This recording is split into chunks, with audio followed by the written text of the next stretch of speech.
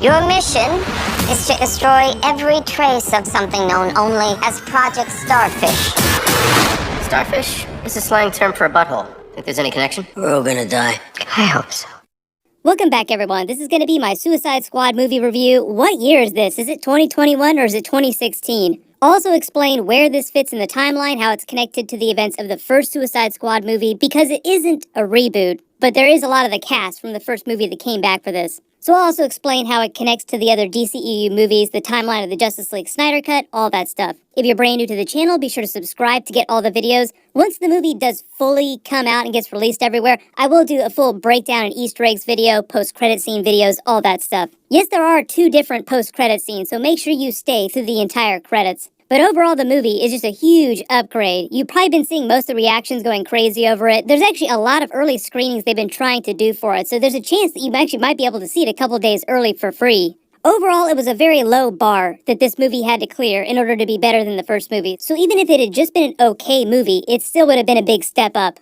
The way they treat the continuity of the timeline, the idea is that this is just the next big threat that Amanda Waller has to deal with. And some of the members from that last team are either back in prison to be used again for the new mission like Captain Boomerang or Harley Quinn, or they're still working together like Rick Flag. So it's just the next version of the team with a couple of survivors from the last team. Generally, I would say the events of the movie take place after the Justice League Snyder Cut and after the Birds of Prey movie. In the way that everybody is supposed to be a bad guy during the Suicide Squad movies, like they're all either anti-heroes or really despicable villains. It's all just shades of different types of villains. There's a huge threat that Amanda Waller has to take care of, a big problem, and the idea is that the government, the U.S. government, the military, is low-key kind of also responsible for creating the problem themselves in the first place. But a while ago, James Gunn was explaining how he wound up at DC making a movie after spending so much time at Marvel, and he said that they literally told him that he could do any movie that he wanted, with maybe the exception of Batman, because I think at that time they were still in the process of spinning up on the Matt Reeves Batman movie. But literally any characters that he wanted, any movie, any title that he wanted, he could do anything. The reason why he said he chose the Suicide Squad to do is, one, because he had grown up a huge fan of the original John Ostrander run. If you are a big comic book fan, you probably spotted him in a lot of the earlier trailers. John Ostrander got his own Stan Lee cameo-style moment. He's the doctor in Belle Rev who implants all the exploding chips in the brains for Amanda Waller. But 2, James Gunn also said that he felt like one of the biggest issues today with comic book movies, big superhero movies in general, is that most of the time, it feels like there are no stakes. You always feel like the characters are wearing plot armor, they're never gonna die because they can't die, they're the heroes. They kind of tried to buck that trend a little with Avengers Infinity War and Avengers Endgame in the Marvel universe. Not counting the characters that show up in alternate timelines, alternate realities. Everybody looking at Loki right now. All the Lokis. But the Suicide Squad, just as a story, as a property, was the perfect solution to that problem. It's literally built into the DNA of the story that a bunch of them always wind up getting killed off, often in hilarious and gruesome ways. They kind of tried to do that a little bit during the first movie, but I feel like this new Suicide Squad movie really delivers on that promise. Like DC says, oh, you can kill off any characters that you want, and James Gunn says, hold my beer. You may have seen in all the early marketing in the last couple of years, the tagline was, don't get too attached, as in most of these characters are probably gonna die. I won't get into big spoilers in this video about who does wind up living and dying, but if you watch the trailers, you can make some pretty good guesses based on who shows up at the beginning of the trailer and who does not show up at the end of the trailers. That being said, there are still a few characters that are wearing some plot armor during this movie, like Harley Quinn, clearly because DC has plans for a lot more Harley Quinn movies. There's always going to be 1 or 2 characters that you're like, there's no way they're ever going to kill that person off. Even when Zack Snyder killed Superman off, everyone's like, they're definitely bringing Superman back. There's no way that that sticks. But James Gunn basically takes the Suicide Squad and does with them what he did with the first Guardians of the Galaxy movie, getting you to care about a bunch of really despicable people. But the Suicide Squad movie is rated R, so it's just a much more hardcore WTF version of that. So this time, instead of getting you to care about a talking tree and a talking raccoon, it's a talking shark wearing pants and a giant weasel.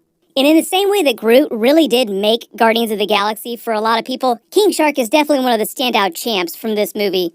Obviously, they're very different characters. The tone of Suicide Squad is very different from Guardians of the Galaxy, but it's the same type of energy there. Very down and dirty group of rogues. If you couldn't tell either, King Shark is voiced by Sylvester Stallone. Yes, he was Starhawk during the Guardians of the Galaxy 2. There are a couple of notable Marvel Guardians of the Galaxy actors that are in this movie. James Gunn's brother, Sean Gunn, plays the Weasel character. The funny connection there is that yes, he does play Kraglin. You see his face on screen, but he's also the stand-in for Rocket Raccoon on set when they're filming. So he went from playing a tiny fur-covered creature to a giant one. Weasel is nothing like Rocket or Groot in the movie, though. What you see from him in the trailers, like the jokes that they use him for, that's basically what you get from him. He's there to be super weird, kind of gross, and really, really hilarious.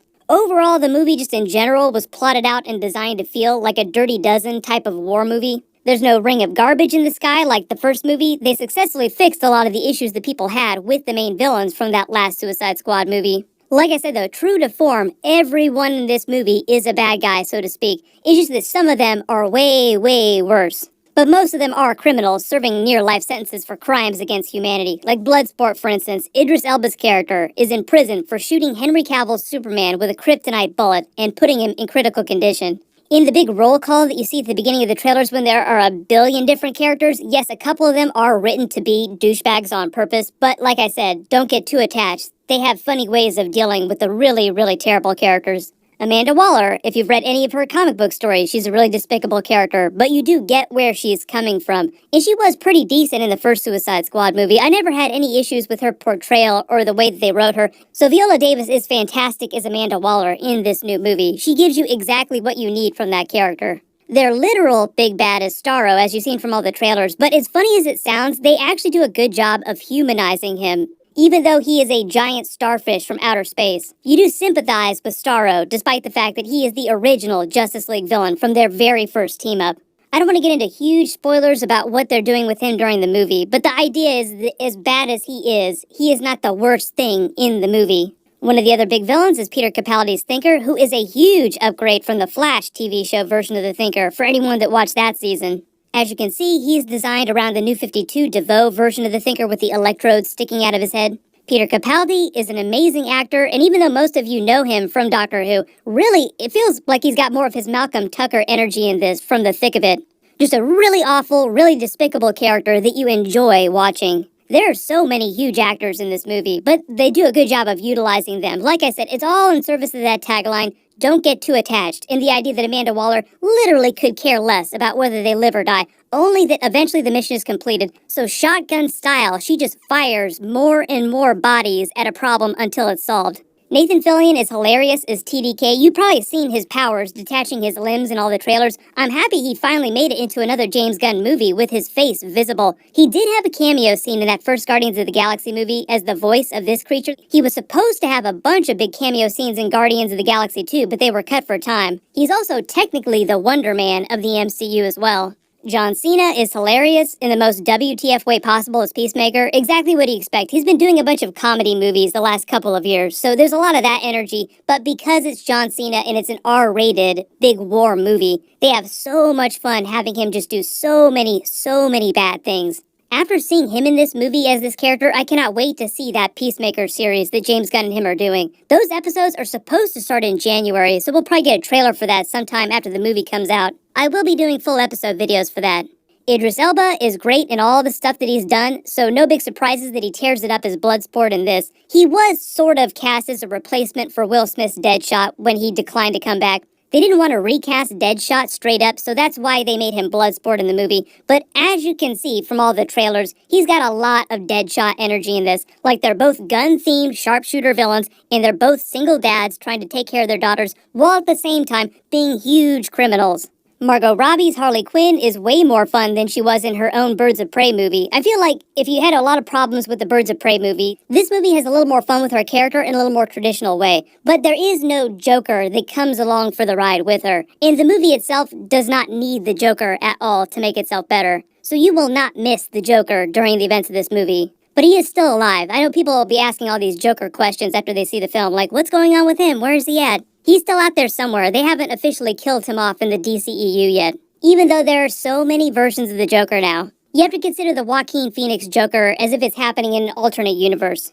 As you've seen, too, there's a ton of smaller characters like D-list characters from the comics with really notable actors or other Marvel actors playing them, like Michael Rooker, who's playing Savant. He's great as always. The movie uses him in a kind of an unexpected way.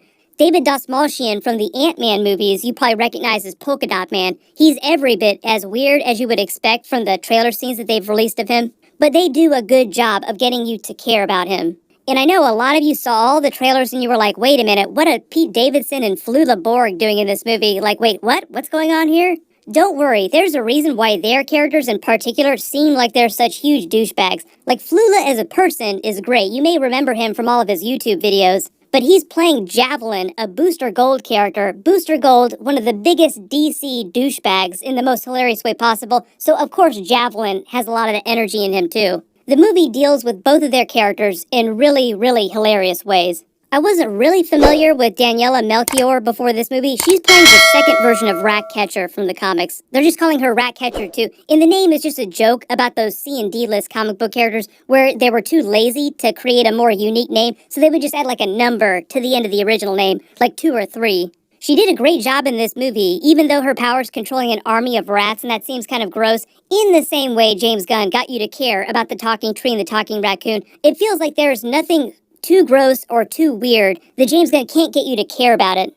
Just in general, I was happy with the way they ended the movie. They do wrap up most of the storylines from this movie in a good way, but also leave it in a way that allows for them to do sequels with another version of the team if James Gunn wants to come back and do another one.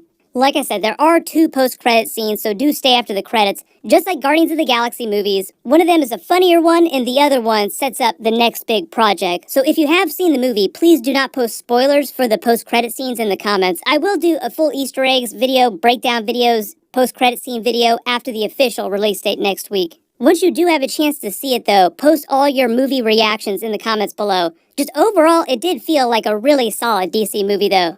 I've got a couple other new trailer videos from this week that I'm still working on, and a new Marvel What If video that I'll post tomorrow. You may have seen they just released a first look of Ben Affleck's Batman in the Flash movie. You can click here to watch that, and click here for my brand new Marvel Shang-Chi trailer video and Easter eggs. Thank you so much for watching. Everyone stay safe, and I'll see you guys in the next video.